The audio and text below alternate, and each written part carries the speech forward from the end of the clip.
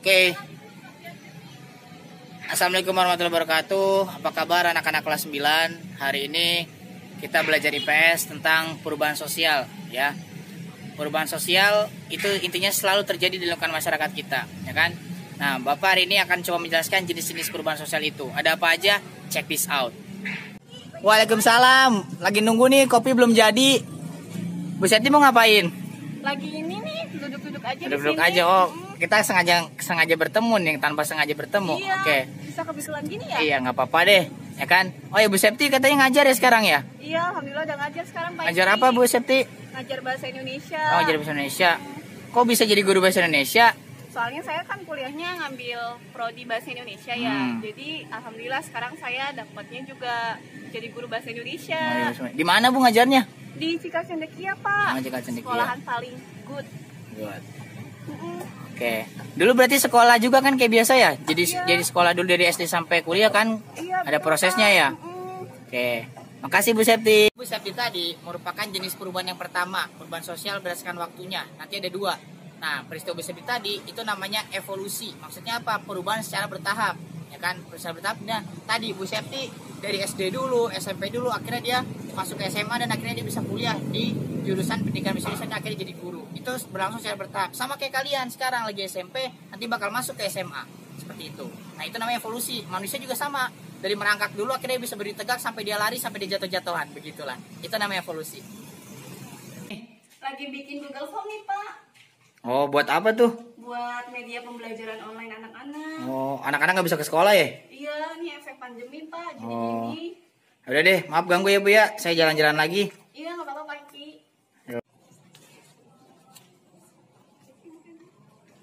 Oke, ketemu lagi sama Bapak ya kan.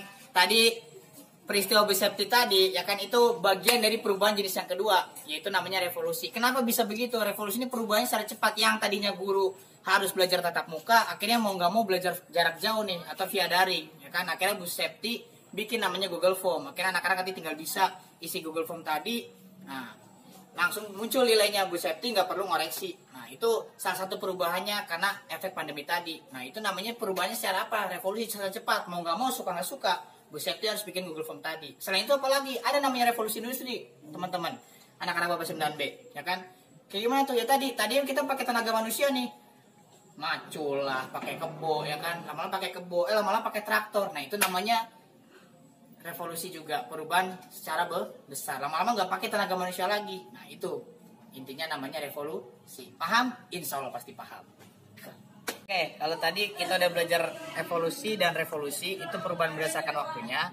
Sekarang kita mau belajar perubahan berdasarkan dampaknya. Ada dua, kawan-kawan semua, anak-anak 9B semua. Pertama ada perubahan kecil dan perubahan besar.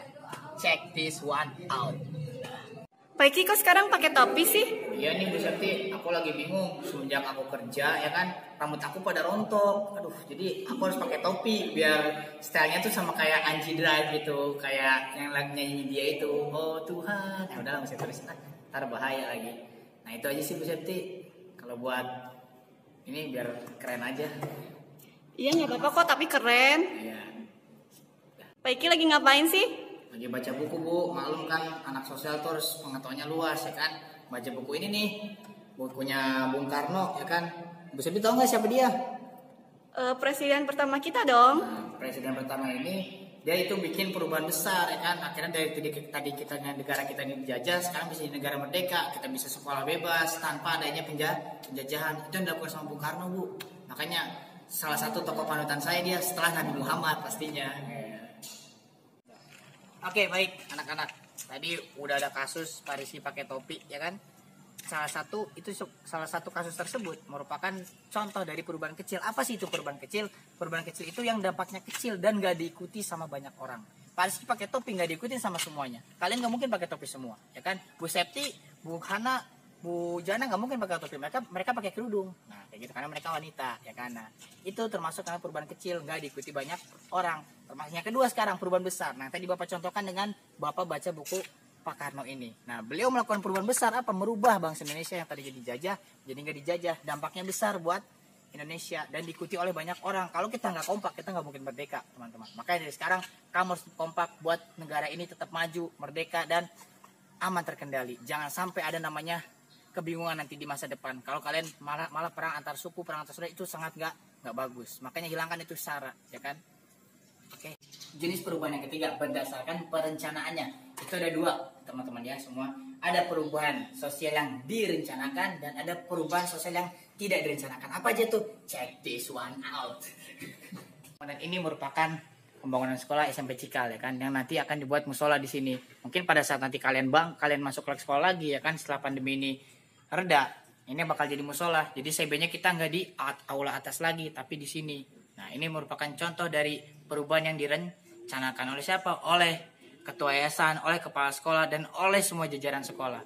Ya kan, semoga kita bisa tetap menjaga gedung ini tetap berdiri. Oke. Pak Iki, Ustadz Ajis kemana? Oh iya, Ustadz Ajis belum datang. Kaitannya dia tadi mau takziah dulu, ada saudara yang meninggal. Tuh, moga-moga ya arwah almarhum diterima sisi Allah ya. Namanya orang meninggal kan gak ada yang tahu ya. Namanya juga umur dari Allah, kota dari Allah, ya kan.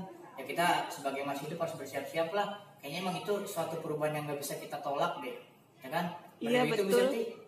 Iya betul Pak. Semoga diberi ketabahan keluarga yang ditinggalkan. Amin. Nah, kita masih hidup nih. Semoga sehat dan bisa memanfaatkan umur kita. Benar gitu, Kristi? Betul sekali. Betul sekali ya. Kita makasih ya. Aku pulang dulu mau ngopi dulu. Oke. Tadi adik-adik, murid-murid Bapak ya kan udah lihat foto pembangunan Cikal dan kerja kelompok Bapak. Di situ udah jelas apa? Contoh dari perubahan tadi. Pembangunan gedung itu merupakan perubahan yang direncanakan karena berdampak bagus intinya. Nah, itu namanya perubahan yang direncanakan. Nah, peristiwa Ustadz Ajis tidak datang tadi karena ada urusan takziah, itu namanya perubahan tidak direncanakan. Kita nggak bisa menduga itu. Namanya musibah, ya kan? Gak ada yang tahu tiba-tiba misalnya kita meninggal, kalau nggak tiba-tiba gempa, tiba-tiba banjir, itu nggak ada.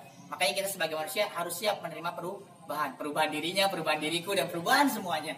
Itu aja dari Bapak. Semoga-moga ini bisa jadi pelajaran yang bagus, ya kan? Intinya kita sebagai makhluk sosial harus siap menerima perubahan, ya kan? Apapun itu yang terjadi, siap. Karena kita semua ini adalah agent of change, baik itu dunia, baik itu akhirat. Sekian, wassalamualaikum warahmatullahi wabarakatuh. Jangan lupa belajar lagi, besok kita bakal bahas tentang penemuan baru dan faktor-faktor yang mempengaruhi perubahan sosial. Wassalamualaikum warahmatullahi wabarakatuh.